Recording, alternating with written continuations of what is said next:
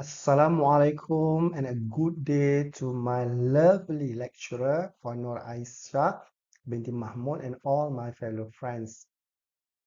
This is an individual presentation for our subject and for our program, which is Master of Islamic Finance from the University Islam Pahang Sultan Ahmad Shah Kuantan. Pahang. And this is my article summary for the topic given by our lovely lecturer, Puan Nur Aisyah, which is on an analysis of dividend policy in Malaysia. This is two articles that I choose. The first one is on the determinant of dividend policy, evidence from the Malaysian public listed company. This is the main article that I choose, and the supporting article is on the dividend payout policy, the case of um, Islamic and non-Islamic bank in Malaysia. Why I choose these two articles? The first one is on the evidence from the Malaysian public listed company. And another one is on the Islamic and non-Islamic bank in Malaysia. Why I choose this one? Because we are under the programs of the Masters of Islamic Finance. So I choose one related to Islamic bank, Islamic finance, Islamic banking and finance, Islamic financial institution. And the other one is on the general, on the general side for the Malaysian public listed company listed in Bursa, Malaysia. So it's complement each other as a whole, and especially for IFI, Islamic Financial Institution in Malaysia. This is the objective of the study. We have 5 objectives. The first one is to highlight the primary factors that influencing dividend policy in Malaysia, such as profitability, market conditions, and corporate governance. To analyze different viewpoints and methodology presented in the selected article to understand the diversity of approaches to dividend policy. The third one is to assess the implications of this dividend policy on shareholders' value and company performance within the Malaysian context. And to synthesize the findings from the articles to provide a comprehensive overview of current trend and practices in dividend policy. And the last one, last but not least, to offer insight and suggestion for Malaysian companies on optimizing their dividend strategy based on the research finding. Now, let us read together the abstracts of the summary article.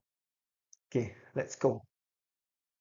The aim of this study is to examine and identify the relationship or primary factors influencing dividend policy decision in Malaysia made by the Malaysian Public Listed Company MPLCs. Number one is from the first article, as well as Islamic and non-Islamic bank in Malaysia.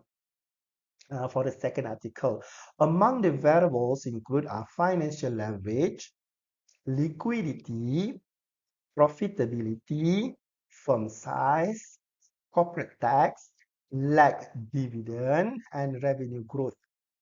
In addition, it is also analyzing the different viewpoint and methodologies presented in the selected articles to understand the diversity of approaches toward the dividend policies in Malaysia.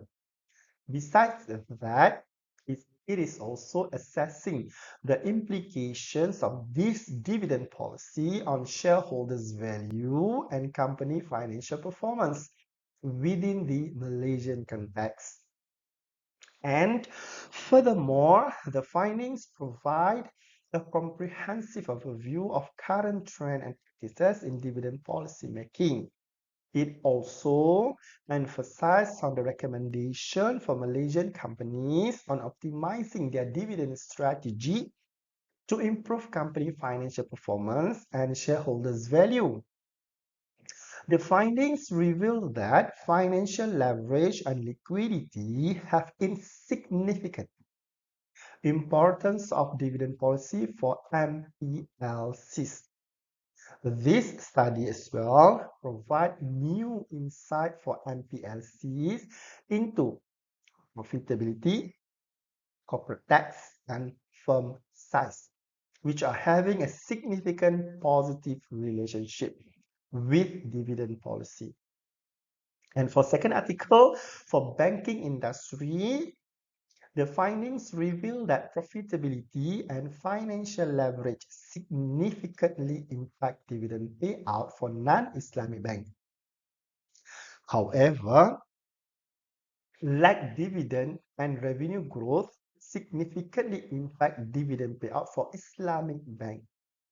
Future research is on determinant influencing dividend policy may take governance structure as a new research area, as these two articles does not touch about the governance structure. Now let us look at the importance of dividend policy in financial market. The first one is on the shareholders' value and wealth, as well as the company performance. As a conclusion of this, the higher the dividend payout, the higher the shareholders' value and wealth, and the higher the company performance. That's normal for when the dividend increase, it will be increased as well for the shareholders and the company performance. When we are talking about a critical success factor, the company's dividend policy is a benchmark for the company's success. And so it differs between organizations around the world. Different company is having a different policy, and it become a benchmark for the company's success. As a conclusion of this, the higher the dividend payout, the higher the company reputation. And for the local and foreign investor, surely and absolutely correct that Malaysia need FDI, foreign direct investment. We are encouraging overseas company to invest in Malaysia. And a decision making whether to invest or not in a company, it's also depending on the dividend policy. The higher the dividend payout, the higher the investor interest to invest in our company. Okay, on the firm's future planning and moving forward, dividend policy is also one of the methods to signal a firm future financial earning and planning. And on the investment and financing decision, relates to investment and financing decision that a firms make. Dividend policy give a huge impact on the firm's decision in the key areas such as capital budgeting, asset pricing, merger and acquisition, and capital structure. Okay, this is all lists of factor influencing dividend policy that I gathered from several articles, which is on the financial leverage, cash flows and liquidity, profitability, firm size, corporate tax consideration and policy, lag dividend, revenue growth, growth opportunities, market expectation, investor preference, legal and regulatory framework and restriction, corporate governance, market condition, earning stability, inflation and economic condition, industrial trend, ownership structure, management goals and decision, dividend signaling, and interest rates. And then we continue with the implications of dividend policy and on shareholders' value and wealth. The first one is to enhance shareholders' confidence. income for the investor, dividend signaling, and influence stock price volatility. On the enhanced shareholders' confidence, a consistent or increasing dividend payout boosts investor confidence, signaling that a company is financially healthy and capable of generating consistent profit. In Malaysia, where many investors prefer dividend-paying stock due to tax exemption on dividend, stable dividend policy can attract and retain investors, driving up the stock price and increasing the shareholders' wealth and value. Dividend payout is provide a direct source of income for the investor, particularly for institutional investor. Like in Malaysia, we have EPF, Lembaga Tabung Haji, as well as kumpulan wang amanah pekerja FWAP. Okay, dividend payout provide a direct source of income for investor, and increase dividend signaling and increase in dividends suggests that the company expect higher future earning, which can lead to a rise in the stock price, increasing shareholders' value. And firms with predictable dividend policy generally experience lower stock price volatility. In Malaysia's volatility emerging market, investors tend to favor company with stable dividend as it provides a sense of security and reduce the exposure to market fluctuation. And this is the impact, the implications of the dividend policy on the company performance. This is more to internal company performance after the dividend payout, which means that after we pay the dividend. The first one is capital allocation decision. A company's decision to pay dividend affects its internal capital allocation after the payment. Firms that pay out a significant portions of their profit as dividend may have less capital available for reinvestment in growth opportunity, potentially limiting future expansion. And companies with higher dividend payout may experience reduced financial flexibility because that one is after payment of dividend. And the firm with high debt level may reduce dividend to retain earnings and manage their financial obligation. And the last one, in Malaysia, the influence of institutional investor and regulatory environment encourage company to adopt well-governed and transparent dividend policy. A clear dividend policy aligned with best corporate governance practice, improving the firm's reputation and performance. And this is my research framework for the summarized article. We have altogether 5 independent variables, which is financial leverage, liquidity, profitability, firm size, and corporate governance for the first article, and we add another 2 for Islamic financial institution on lag dividend and revenue growth towards the dividend policy. Okay, we have 7. The first one is financial leverage. There is more negative relationship between financial leverage and dividend policy, which means that company that have high financial leverage will tend to decide on low dividend payout to eliminate transaction cost of external debt financing. Okay. And for the second one, on the cash flows, liquidity, and dividend policy, this one is a positive relationship, means that company that hold more cash and cash equivalent will pay more dividend than the companies with insufficient of cash.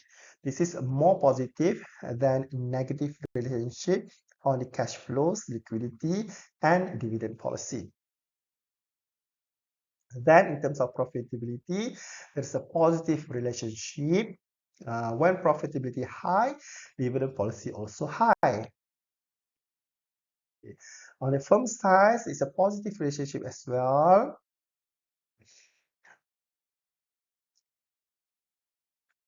Dividend as well on the firm size. The higher the firm size, the higher the dividend policy. It based on the past researcher. Like dividend, also positive. Um, it is stated that uh, Al-Khadhiri 2013 found that the lag dividend has a significant effect on dividend policy, and the more lag dividend, the higher the lag dividend, the higher the dividend payout for future years. For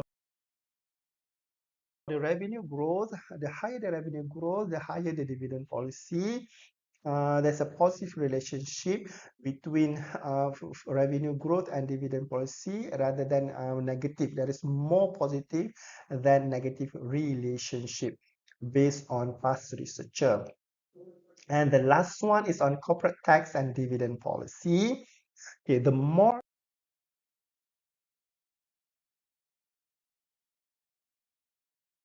tax we pay, there should be the lesser the dividend out for the company.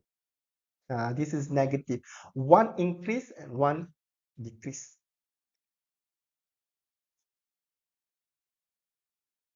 And this is the findings, model 1 on the MPSCs. There is 3 element, which is profitability, firm size, and corporate tax, which is giving a significant relationship. There is a significant positive relationship with for these 3, profitability, firm size, and corporate governance. While the other 2, leverage and liquidity, that one is insignificant.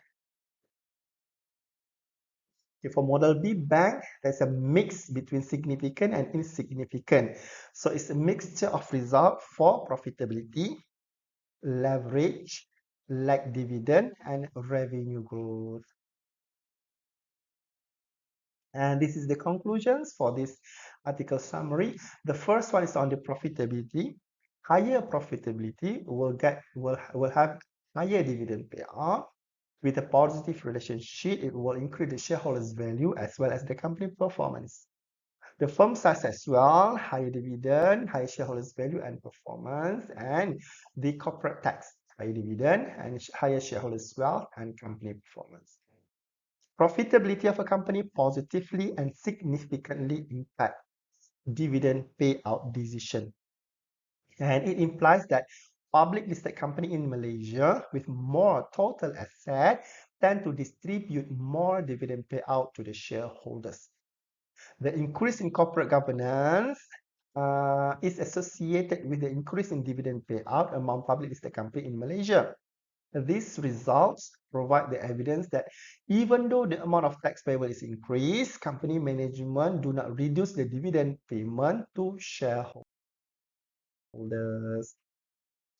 And then the last slide for this presentation is on the limitation and recommendation. The first one is on governance structure, SME, and investment opportunities earning. Future studies on the determinant of the dividend policy may include types of governance structure as a variable. This is due to the fact that companies company in different industry as well as different countries operate in different types and background of governance structure, and hence may provide different picture on dividend policy. And the small company that also pay dividend need a guidance in determining dividend policy. Therefore, future study may include small company as a sample and make a comparison between a small dividend paying company, paying companies and large dividend paying company. And the last one, in future studies in Malaysia may include other firm characteristics such as investment opportunity as well as earning of the company. That's all for my presentation. Thank you so much. And I hope that all of you understand the presentation well. And thank you so much for our beloved lecturer, Puan Aisyah Mahmud, for the entire semester, for your courageous, for your hardworking, for everything that you give us. With that, we end our presentation, and with that, we end our first semester for our Master of Islamic Finance at the University Islam Pahang, Sultan Haji Ahmad Shah, Kuantan. Thank you so much. Assalamualaikum. Bye-bye.